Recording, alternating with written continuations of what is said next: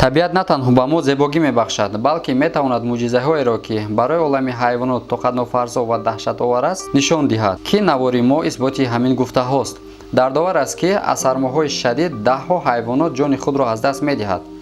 сармо на танҳо ба ҳайвонҳои хонагӣ, балки ба ҳайвонҳои даштӣ низ таъсири худро мерасонад.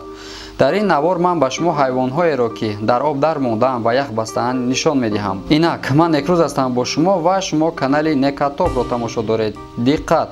ба ман дастгирии шумо лозим аст, ки пеш аз тамошои ин видео ба канал ҳатман обуна шавед ва лайкгузорӣ кунед. рафтем.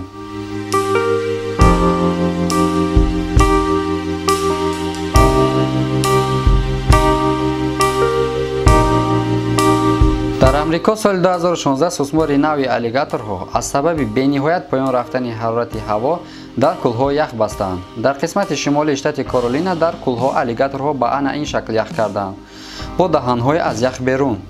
онҳо даҳанҳои худро барои нафас кашидан бароварданд ва то фарорасии фасли гармо интизор хоҳанд монд. пас савол ба миён меояд, ки агар онҳо зинда бошанд ба одамон ҳамла мекунанд? мутахассисони ҳамин соҳа дар ҷавоб гуфтанд, ки не, онҳо ҳеҷ гоҳ аҳамияте ба шумо нахоҳанд дод барои сарфа кардани қувваашон барои нигоҳ доштани гармӣ дар дохили ях. аз ин бармеояд, ки агар онҳо шуморо бинанд ҳам ҳеҷ аҳамияте нахоҳанд дод.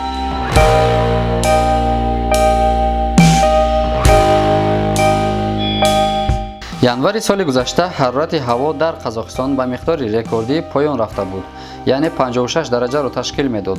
шумо танҳо тасаввур кунед, ки дар ин хел хунукии тоқатнофарсо дар берун истодан чӣ маънӣ дорад. пойтахти Қазоқистон аз Антарктида ҳам хунуктар буд дар ҳамон вақт. ҳамин хел як шаҳрванди Қазоқистон дар назди хонааш харгӯши яхбастаеро меёбад. маълум аст, ки харгӯши бечора аз байни монеа гузашта натавониста дар ҳамин ҳолат дар мондааст.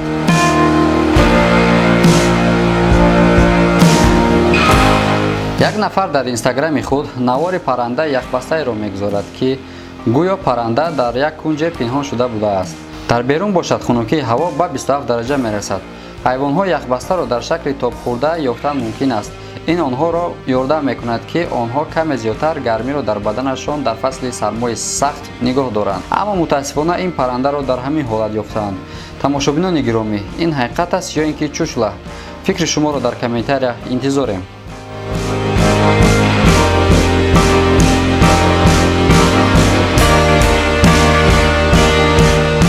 дар штати Колорадои Амрико моҳи феврали соли 2018 касе ин аксҳоро дар саҳифаи фейсбуки худ гузоштааст, ки оҳу ва шери кӯҳӣ дар ин ҷо ях баста буданд. ин аксҳоро шахсоне гирифтаанд, ки дар ин обанбор баъди об шудани яхҳо моҳигирӣ мекарданд.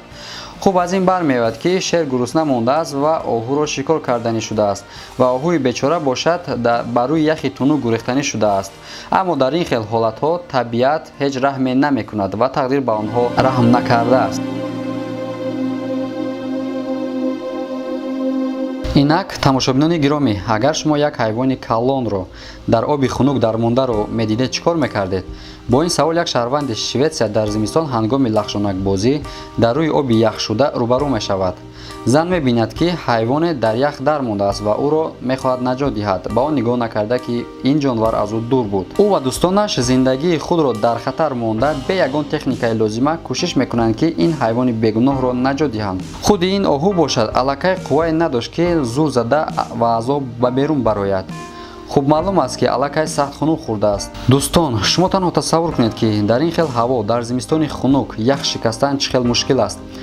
ба ҳамаи ин мушкилиҳо нигоҳ накарда, ба онҳо муяссар мешавад, ки яхро шикананд ва хушбахтона оҳу худро ба даст гирифта бо як машаққати зиёд аз об ба берун мебарояд.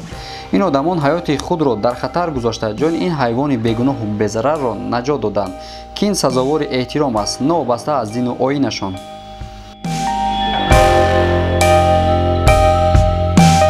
дӯстони гиромӣ ва олиқадр, дар хунукиҳои зимистон дар Россия саломатии худро эҳтиёт кунед, зеро ки саломатӣ ин неъмати бебаҳост аз ҷониби Худованд.